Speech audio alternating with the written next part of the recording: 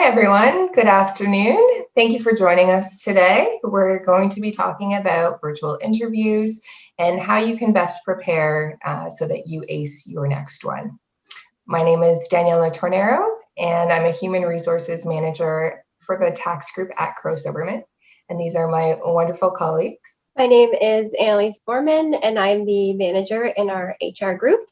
And I get to work alongside these lovely ladies, supporting all of our staff and our clients. My name is Amanda Dimitri. I'm an HR senior manager along with Danielle and Annalise, and I'm lucky enough to get to work with them every day. So we have carved out quite a bit of time at the end for your questions. So if you do have questions throughout our presentation, please feel free to include them in the chat, and we'll make sure to deal with them at the end. Okay, so let's get started. Okay, so our agenda today is going to cover how to stand out in a virtual world, some common resume mistakes that women generally make, the types of virtual interviews that you could encounter, how to best prepare for a virtual interview, how to decode job descriptions, what to expect during the interview and after, and then as I mentioned, we've got some time at the end for your questions. So standing out in a virtual world. So there was a recent study conducted by Adobe. They looked at over 2 million job postings and resumes. And what they found was communication is the most in-demand desirable skill in job candidates. So with COVID driving many businesses remote, job seekers can now cast a larger net for potential employers. So that being said, that also means that the positions are that much more competitive. So standing out in a virtual world becomes increasingly more important. So how do we do this? So consider crafting an elevator pitch or an executive summary that highlights your experiences and your achievements. So what you want to contain in there is something that you're most passionate about. So employers value passion in candidates because you can't inspire others unless you're inspired yourself. So research the company ahead of time with the intention of finding what excites you about their work. So I read about this job candidate who had, in his researching of the company, stumbled upon the company's biggest customer complaints. And what he did was he developed potential solutions that he presented in his interview. So he told the recruiter that he was passionate about solving problems that stump other people. He didn't just pitch his experience. He showed how his passion could better the company, and he was successful and got the job. Okay, and then what sets you apart from other candidates, and what story can you share? Was there a time in your life where you shined, where you learned something new, you faced a new challenge? So hiring managers are exhausted by endless virtual meetings and interviews. Zoom fatigue is an actual thing. So make it easy on your listener by getting to the point and reinforcing your message at least twice during the interview. So your message should include what sets you apart from other candidates, what your one thing is, and find a way to bring it up in conversation with the hiring manager. So you can frame it like, if there's one thing you should know about me, it's this. Keep in mind that recruiters prefer narratives than you listing all the bullets from your resume. So have a short, relevant story handy. And then with any good story, there are 3 parts. So the beginning of the story should establish the context. The middle should outline the hurdles or challenges. And the end should have the resolution. Again, remember your audience. If the company values collaboration, you want to provide a story about teamwork, for example, and you want to use the pronoun we. All right. So some common resume mistakes that women make. So this is according to Fast Company. And this is just things to be mindful of and keep an eye out for. So the first one is not to undersell yourself. So men tend to go the opposite way and will boast about their skills or accomplishments. And women, for fear of being perceived as overconfident or conceited, tend to go the other way and minimize theirs. don't do this. Use strong language to showcase your skills. Okay, so men, for example, will use language such as led, founded, executed, whereas women might use helped, aided, contributed in the same context. So in front of a hiring manager, if they're seeing two resumes with identical experience and you see one that executed, founded, and you see the other that's helped, aided, which do you think is stronger? State your worth with authority. So again, go through your resume, highlight all of your accomplishments, your awards, promotions that you received. As women, we tend to take on more work than in the job description. So it is important that you highlight this in your resume as it underscores to the hiring manager that you go above and beyond. Use a strong story to describe your journey. So again, as I alluded to in the previous slide, you want to have an executive summary or an elevator pitch ready so you can market and sell yourself to that hiring manager. So it's important to convey your story well. Communication is the #1 skill that most employers are looking for. So find a way to market yourself.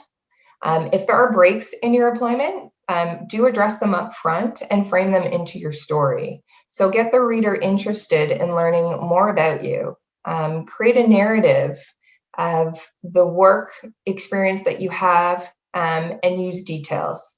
If you're applying to a new field or an industry, you want to draw connections from your previous work experience or your life experience into the skills that are being sought by that employer. Okay, the fourth mistake, use a less is more approach.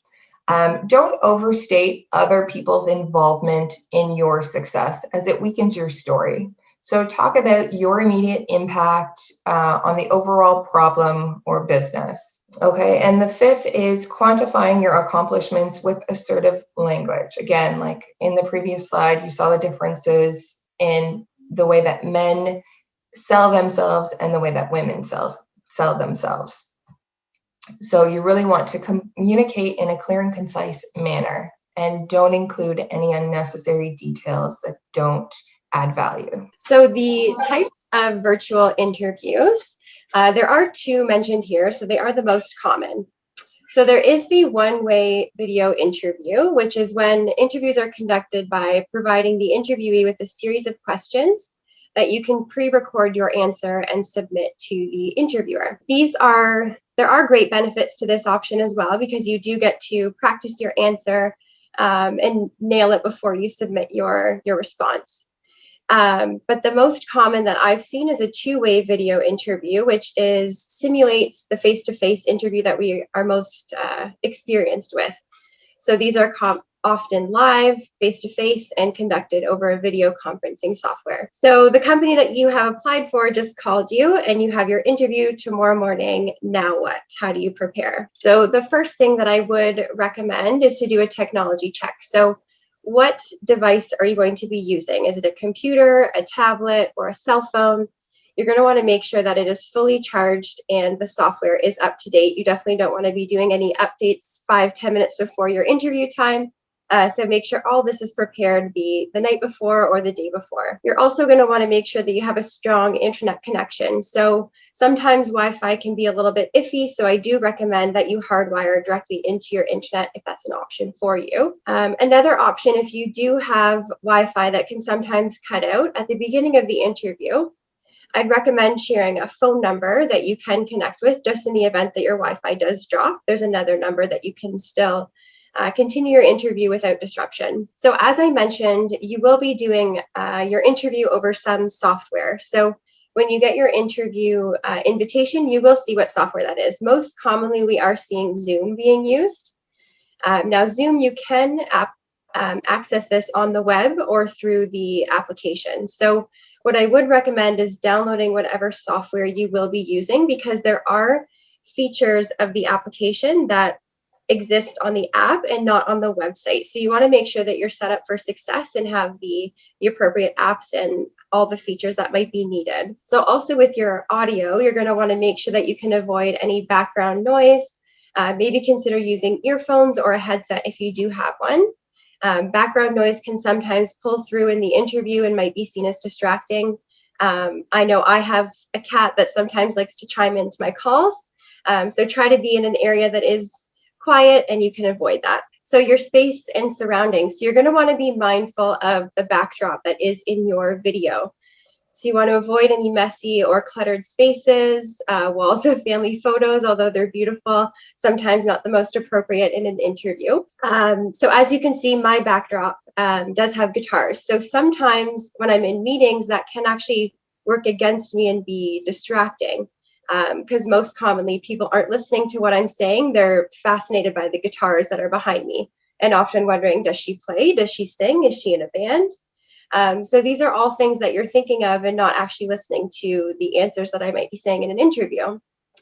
So this could work against you, but it also could work with you. So if you've done your research on who is interviewing you, maybe I've noticed that in their spare time, they like to play guitar and they're avid guitar players. So keeping my background like this might actually help me break the ice and connect with them on a different level. So it can work in your favor. Just be mindful of what is behind you. Sometimes we might not have the option to have a clean background. So you can make use of the video filters. There is a blurred out version that can blur out your background. So that way we can just see you and focus on you and not your background. Another thing about your space and surrounding is your lighting. So if you're in a room with a lot of natural light, that's beautiful, but sometimes that can create shadows. They can't clearly see you. So you want to make sure that you can test out the lighting of your environment. Also, the position of your camera. So you want to make sure that you can simulate direct contact with your face. We want to see you direct on. We don't want to see up your nose or your neck. So making sure that you position that so we can see directly see you. And lastly, of course, just like any in-person interview, you're going to want to dress for success. So dress for the job that you are looking for. And at all times, make sure you're sitting up straight, not fidgeting. Sometimes I can be a fidgeter, so holding your hands and making sure you're not fidgeting and always smiling. Okay, so now you've made the scene. You know what you're going to wear. You made sure everything's nice behind you. So now you need to be prepared of what's actually going to happen in the interview. So the first thing I would do is review the job posting. It'll really help prepare you for expected questions. In the next slide, I'll go into a little bit more details, but it really does give you a preview of what questions the interviewer may ask. The second I would do is research the company. This will give you a better understanding of who they are and what they do. For example, if their website highlights a customer satisfaction survey, you can expect customer service type questions. The third thing I would do is research the industry, especially now with everything changing constantly. This will give you some insights on what current issues or hot topics that may impact the company and drive their actions. For example, the recent pandemic has changed the landscape for many companies. People are more remote. Everything's being driven by social media. Everyone's looking for cost-saving measures. This might be the reason why this job is now open. So these types of questions that you can, and types of things you can learn are very helpful. I would also research the interviewers if possible and reasonably. So a Google search or a quick LinkedIn search. This will allow you to connect with your interviewers and help look at you being prepared and interested in the position. For example, maybe your interviewer has a similar education background you do. Maybe they were just quoted in an article that you can refer to or really have an understanding of who they are. It just helps you be prepared. The next thing I would do is prepare examples that can be tailored to a variety of questions. So, for example, maybe you were really successful in a specific job and that was a teamwork environment. Okay, well, that would be great. But was there also a quick deadline? Was it a different type of people that you're working with? Was there conflict? These types of examples that are at your fingertips will be very helpful and help make you look prepared for the position. You also want to prepare suitable questions to ask the employer. So all of these previous steps will help you draft questions that are meaningful and resonate with your interviewers. They might answer these questions during the interview, so you want to be prepared for something additional. You always want to be prepared, right? This is the whole point of this. So ask questions about the industry, ask questions about the interviewers, but also you can ask them if they need any clarification about anything that you shared. You can ask them what the next steps are. You can ask them what the best fit for this position would be. Really anything that would be helpful so that you look connected and you have an opportunity to connect with your interviewers and learn more about the role. Okay, so the job description really is almost everything you have to expect when it comes to the interview. So it will outline the skills that are required for the position, what led you to the position, and why you think you're suitable. And we can help prepare examples for each of these skills, and we can avoid long-winded answers. So firstly, like Daniela mentioned, you want to have an elevator pitch. Most people open up with, tell me about yourself. So you want to be able to prepare something that's succinct and professional and touch on all of these points that you think are so great about yourself and why you'd be a good fit. And then dive into the job description. So every job description has kind of a written top part about what the job is really doing and then what they're looking for. So you want to look for things like maybe they'll say invoicing. Okay, well, what about invoicing? So you should expect questions about drafting invoices, maybe attention to detail, maybe previous experiences in terms of accounts payable or receivable. Maybe the job posting outlines advanced Excel skills. That one's always a tongue twister. Be prepared with different types of examples. So maybe you haven't used Excel in a work setting, but you have in a school setting. Maybe you use it at home to balance your checkbook. Maybe you're really adept in Excel and you can do macros and pivot tables. Maybe you can just sum a column. All of these things are valuable information to help you be prepared for the question. So have examples ready to go. Maybe the job description mentions customer service or customer facing experience. So be prepared to talk about maybe a difficult customer, how you handled the situation and what the outcome was.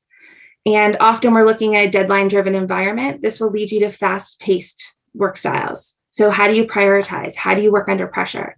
All of these examples will help you be prepared.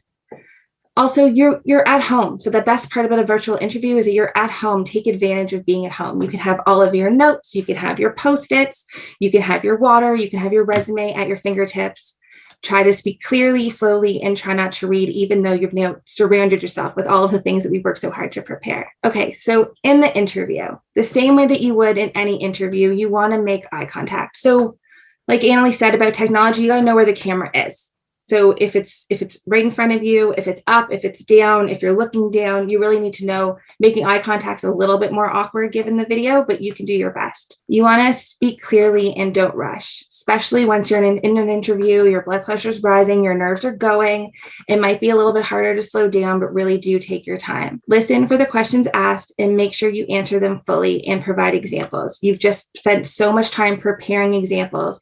Take a second, slow down, and make sure you know what the question's being asked. Like I said before, you can post notes to yourself of important information. I would definitely suggest taking notes. You might find key points about the position. Maybe it's a night shift. Maybe you're working with a large group. You want to be able to refer to those notes. Don't be afraid to seek clarification of a question. Maybe you missed what they were saying. That's okay. Everyone gets nervous in interviews. Just slow down, ask the question, ask them to repeat it. That's all okay. Be authentic.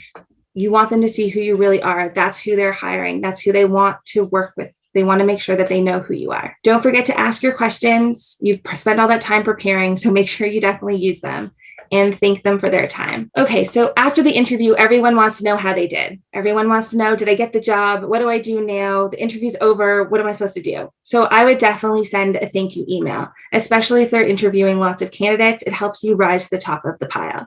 You want to make sure that you stand out and you're memorable. And a thank you email that's short and simple. Thank you so much for your time. I'm very interested.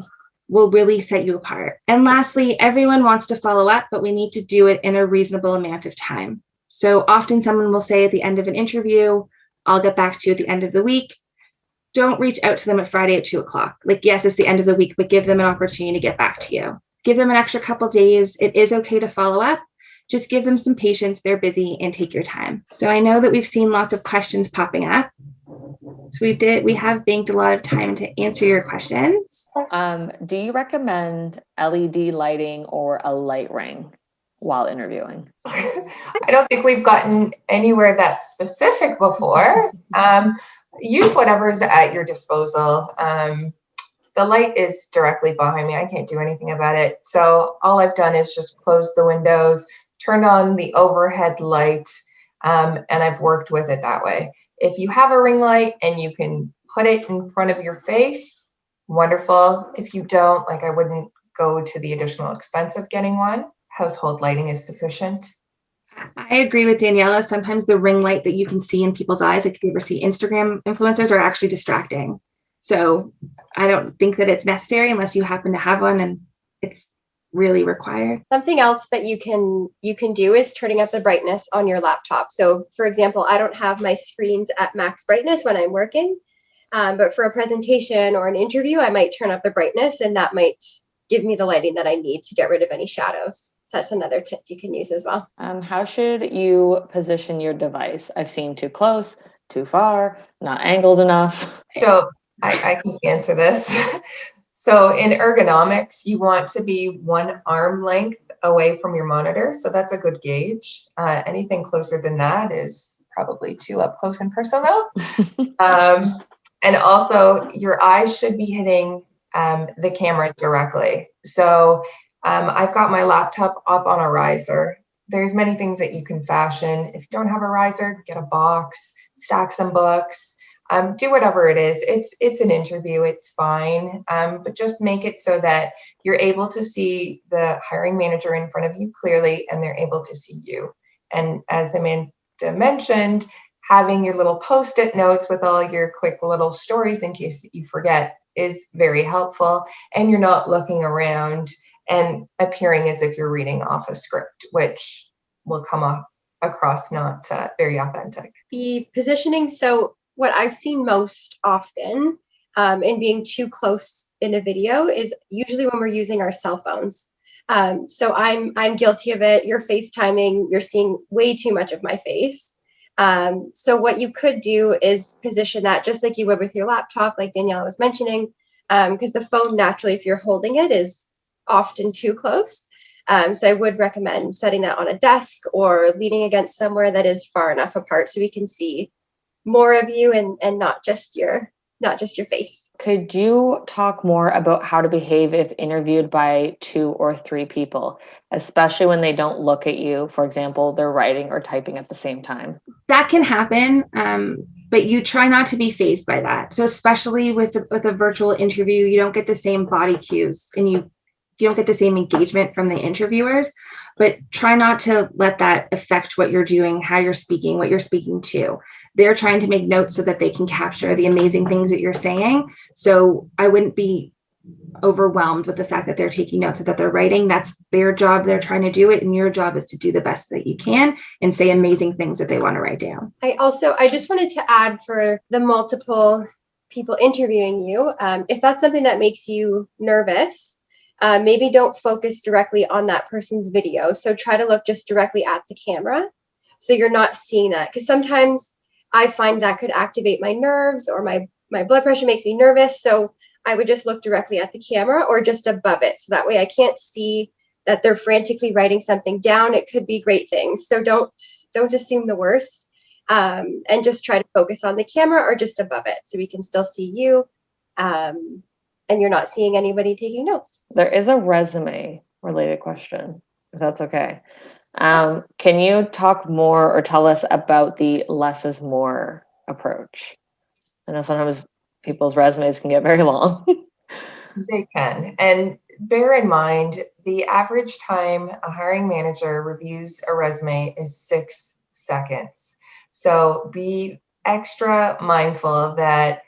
Long-winded paragraphs are probably not going to get read. So I like the executive summary. The eye goes to the top of the page. You're making your point right off the bat. The recruiter has, or you have the attention of the recruiter. So use that to engage them, to want them to review the rest of your resume.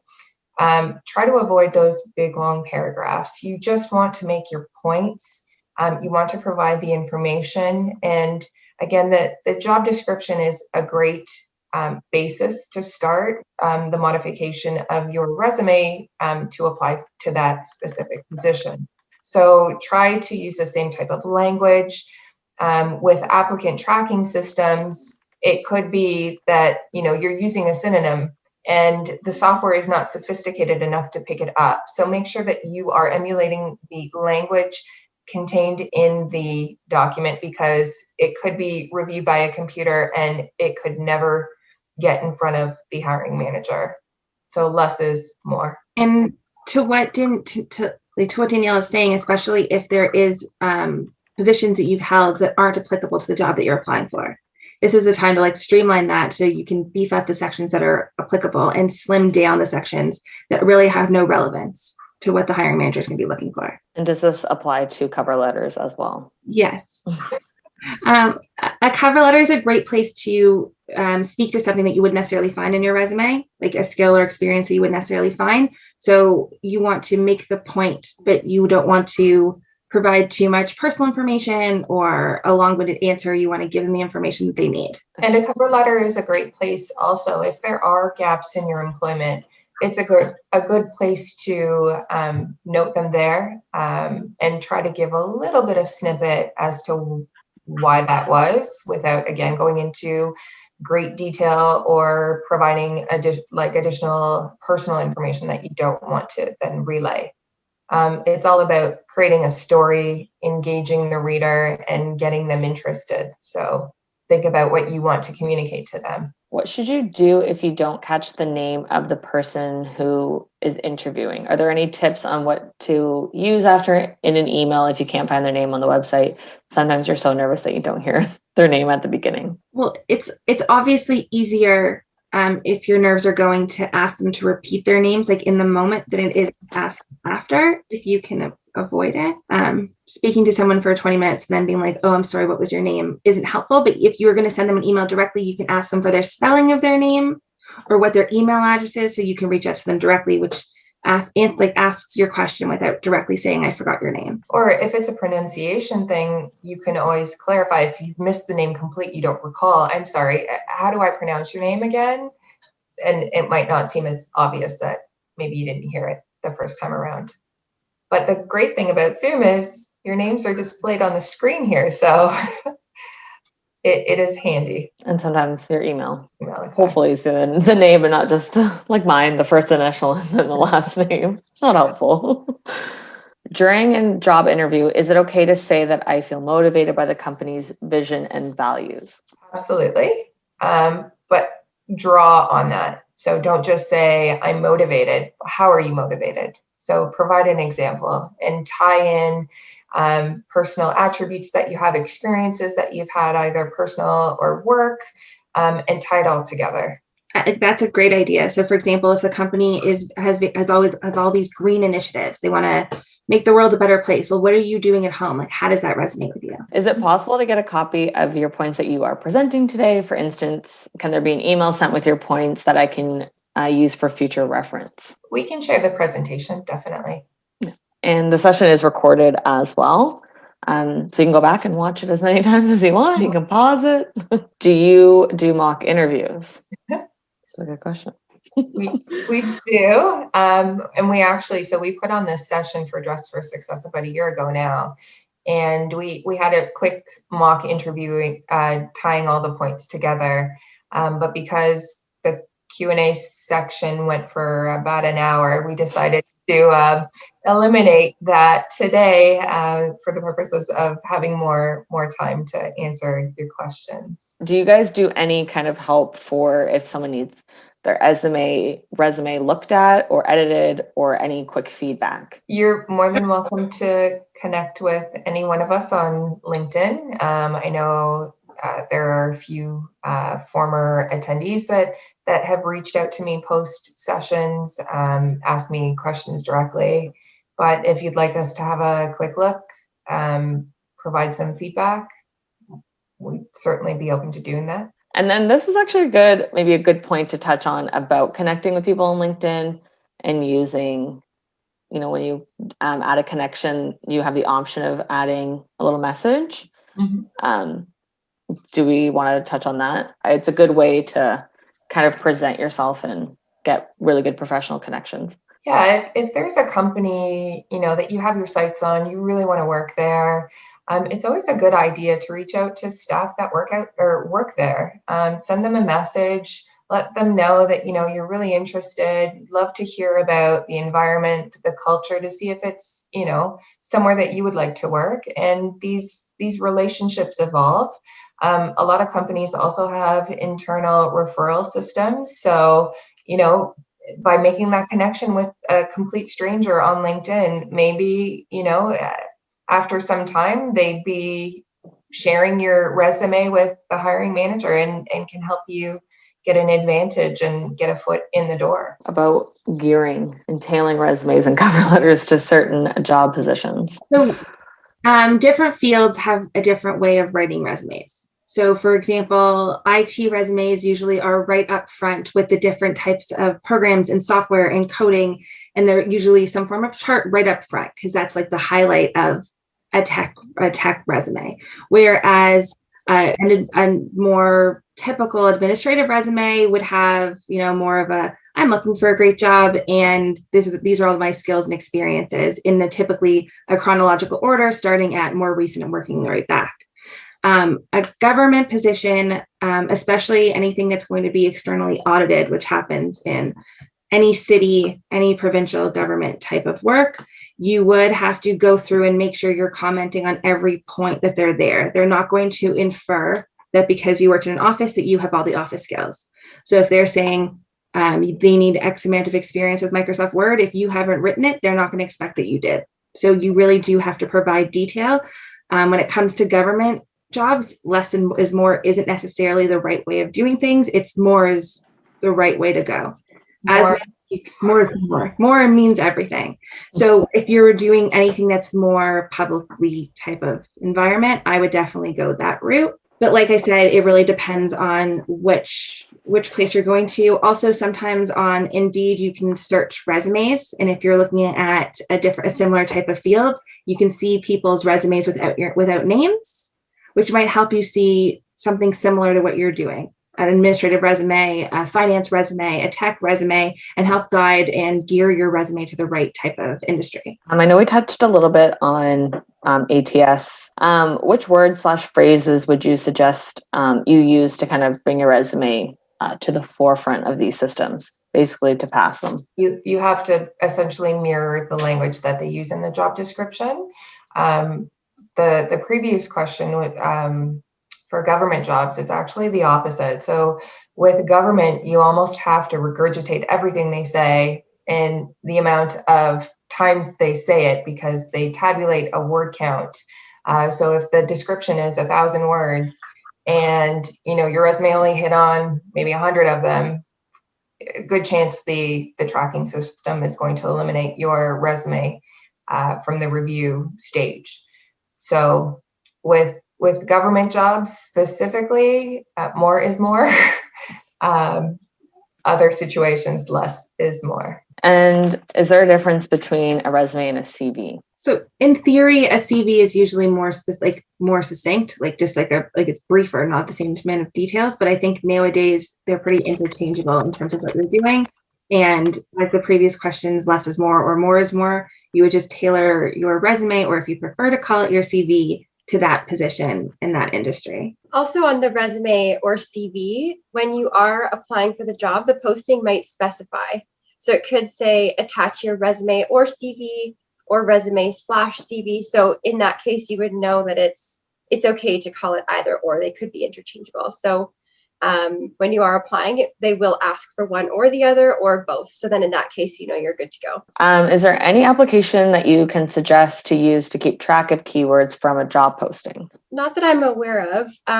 For key points in a job posting that you're going to want to make sure are in your resume are 9 times out of 10 under the required parts of the job posting. So what is exactly required to do this job? Specifications, so any degrees or anything like that, like anything that is concrete and required to do the job is something that you're going to want to make sure is in your resume. Because if it's one of the nice to haves or anything like that is good to have in your resume, but any words like required, needed, those are things that you definitely want to make sure in your resume when applying. How do you combat the experience portion in a certain field or education if you have less than what the job requires? Then you need to pull from your personal life or experiences that you've had outside of work that tie in with the company's values or what they're requiring of this position. So if I don't have immediate customer service experience, but I have mediated for family and friends and whatever. You can draw on your own personal experiences, and the way that you communicate that to the hiring manager could help you get a foot in the door or a chance to be interviewed. Also a great opportunity to speak on maybe if you don't have the experience, but you do have it in other, as Daniela mentioned, in other areas of your life. This is a great opportunity to add that to your cover letter. So you can say, I noticed in the job description that you're requiring this experience, and I have XYZ experience through volunteering or through any team groups that you're on, maybe sports teams even, anything like that you can tie in and add to in your cover letter to speak to the experience. And like further to Danielle and Annalise's example, like if it was customer service and you haven't only done 2 years, but the job posting is asking for 4, but you've done those volunteer experience, really highlight those words like customer facing, customer focused, so that they see that you're talking about the same thing. And you can do that for any example. Is it safe to say that you can learn quickly on your resume, for example, a program? You obviously don't want to say I'm a quick learner when you're not, because then obviously if the company does decide to hire you and you're in that position, you're now expected to learn quickly. And if you don't, then it might not work out so well. But do take the initiative. If you see that there's a software that the company uses that you are not familiar with, research it.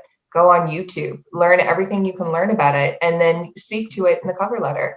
I've not used this in my professional life, but I've been proactive and I've done some demos and tutorials, and I feel comfortable with the content therein, et cetera, et cetera. YouTube is a great resource for that. So if there is any softwares or platforms that are mentioned in the job description, then you can definitely go to YouTube. They have great resources for that. Even you don't need to be a professional in it, but even just to touch on it and get an idea of what the software is. So that way in the interview, you can speak to it and you know what they're asking of you, and you don't need to know the details, but at least you know what the software is used for. It'll help you speak to it. And you're also showing the initiative that you've gone and done this without being asked to. So it's also showing that you're committed and engaged and definitely interested in the position. Something simple like learning quickly, as long as you have a really good example, then it could pass. Like then it's true, right? You can write whatever you want on your resume. If someone picks out that one point, as long as you can speak to it, then you'll be fine. So, okay, you learn quickly. Well, the last job you did, maybe you worked temporarily in a position for 3 weeks and you had to learn new software or whatever the case may be. That's a great example. So it's true.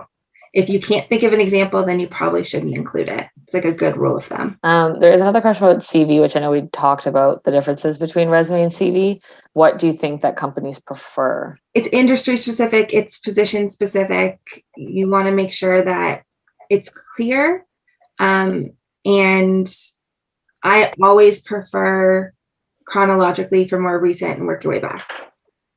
Like highlighting the job that you did 20 years ago, though applicable, is probably not the top thing on your resume, but definitely something that you can highlight in your cover letter. So that's my preference. Danielle and Annalise, I'm not sure if you have a different preference. No, I have the same preference, but again, it's about knowing your audience. So when researching the company, see what language they see display, and then sort of use that. How far should you go back in work and education? I don't like to put a strict timeline on it because your experience could be applicable. But in this case, I would recommend using your best judgment. So depending on the job that you are applying for, is that experience, like for example, I worked at McDonald's in high school, is that applicable for my future jobs? Maybe not, but I could speak to that I learned training and teamwork. I can speak to those things, but it's maybe not applicable that I did that 10, 15 years ago at this point. So you can kind of use your best judgment, but I don't like to say if it's 10 years, it's no longer applicable, because that might not be the case.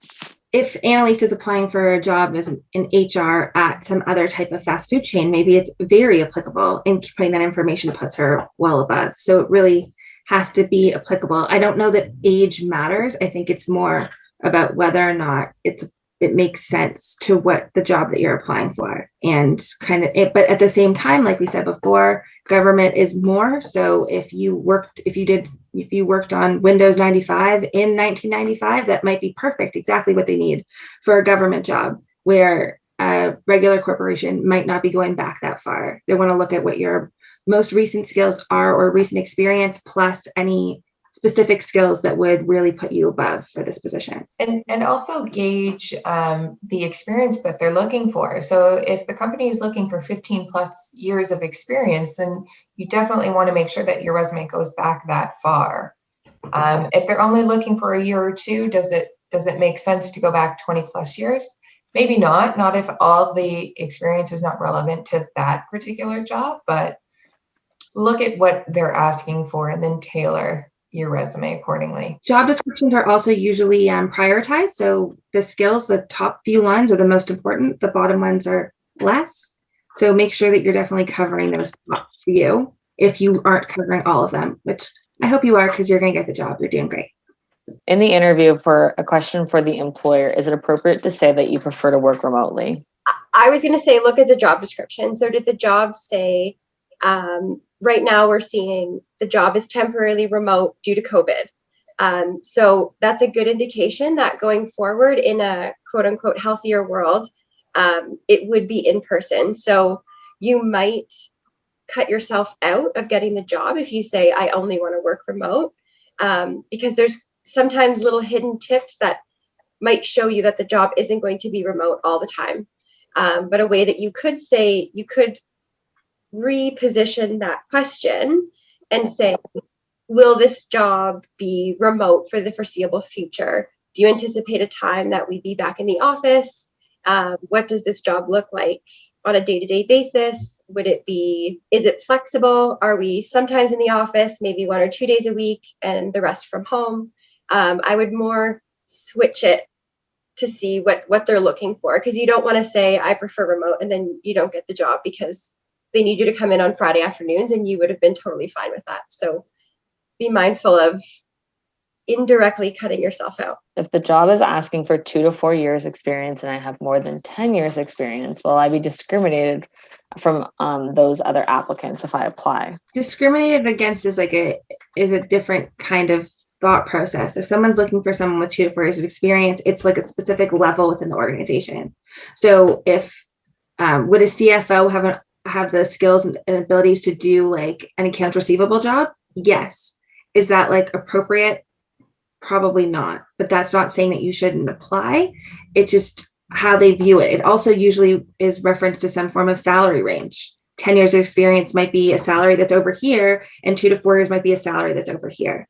So I wouldn't necessarily say that it would lead to some form of discrimination. It's more the skills and experience they're looking for in that role. Is there any specific formula for listing your roles / accomplishments in a chronological resume? I wouldn't say there's a formula, but you definitely want to put your roles and accomplishments in order and highlighting the most important and applicable to the job that you're applying for. But I wouldn't say a formula, unless you ladies have one that I don't know about.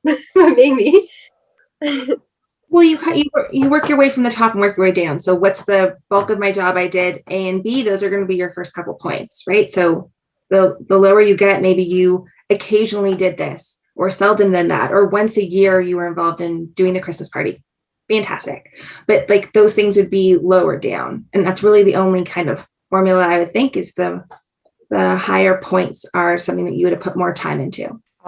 Unless you're specifically asking about like the executive summary, if you wanted to have one in your resume, it's typically towards the top of the resume. So instead of an objective where you're telling the employer, this is what I want from you, really take the position of this is how I can help you, right? They have an opening, they have a need. So how can you help that company satisfy that need? So think of it that way, perhaps, like try to sell yourself right at the top of the page.